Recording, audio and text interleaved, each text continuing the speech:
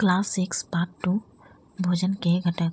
पिछले क्लास में हम लोग पार्ट 1 का नोट्स पढ़े थे भोजन। आज हम लोग पढ़ेंगे पार्ट 2 भोजन के घटक। तो पहला टॉपिक है खाद्य पदार्थ।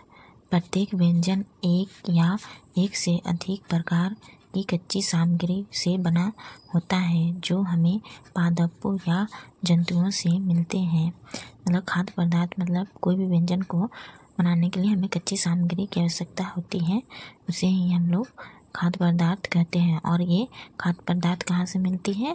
पादपों और जंतुओं से मिलती है। दूसरा टॉपिक है पोषक।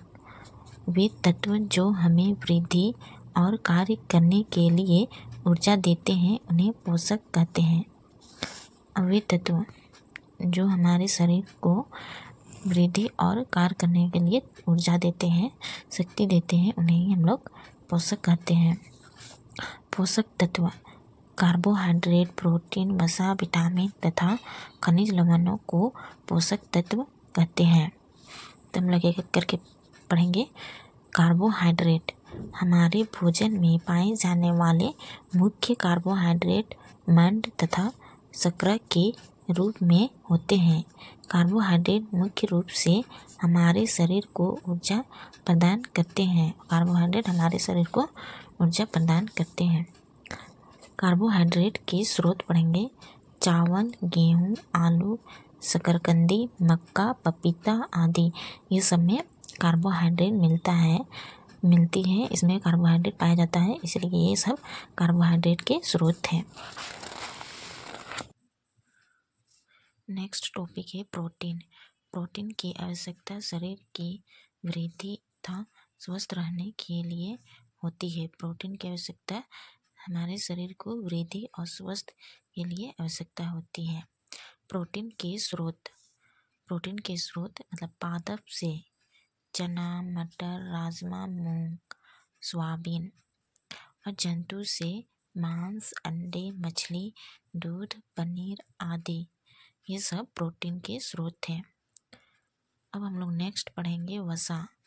कागज पर तेल का धब्बा खाद्य पदार्थ में वसा की उपस्थिति दर्शाता है। वसा हमारे शरीर को ऊर्जा मिलती है। वसा से हमारे शरीर को क्या मिलती है? ऊर्जा मिलती है। वसा के स्रोत पादप से मूंगफली, तेल, गिरी तेल, और जंतु से अंडे, मछली, मांस, दूध, घी, मक्खन आदि, ये सब वसा के स्रोत हैं। नेक्स्ट टॉपिक है विटामिन। विटामिन कई प्रकार के होते हैं जिन्हें अलग अलग नामों से जाना जाता है। विटामिन एक बहुत प्रकार होते हैं जो अलग अलग नाम से जाना जाता है, जो कि इसमें दर्शाया गया है, दिखाए गए हैं। Vitamin A, vitamin B, vitamin C, vitamin D, vitamin E. Vitamin A के नाम से जाना जाता है।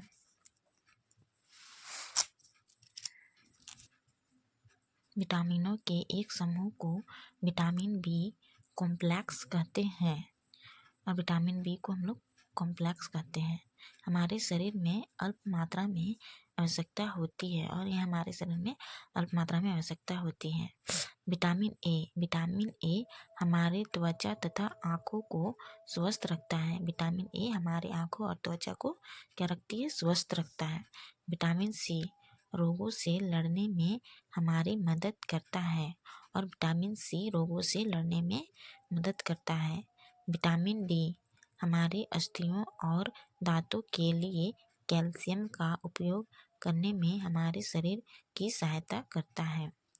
हमारा शरीर भी सूर्य के प्रकाश की उपस्थिति से विटामिन डी बनाता है, और विटामिन डी ये सूर्य के प्रकाश किरण है, सूर्य के प्रकाश किरण भी बोलते हैं, वो विटामिन डी बनाता है। खनिज लवण हमारे शरीर के उचित विकास के अच्छे स्वास्थ्य के लिए खनिज लवण की आवश्यकता होती है। खनिज लवण हमारे शरीर के विकास और स्वास्थ्य के लिए आवश्यकता होती है। खनिज लवण के स्रोत आयोडीन, अदरक, केकड़ा। उसी प्रकार फास्फोरस के स्रोत दूध, केला, गेहूँ। लोहे के स्रोत आयरन मतलब कि पालक, सेब, यकृत।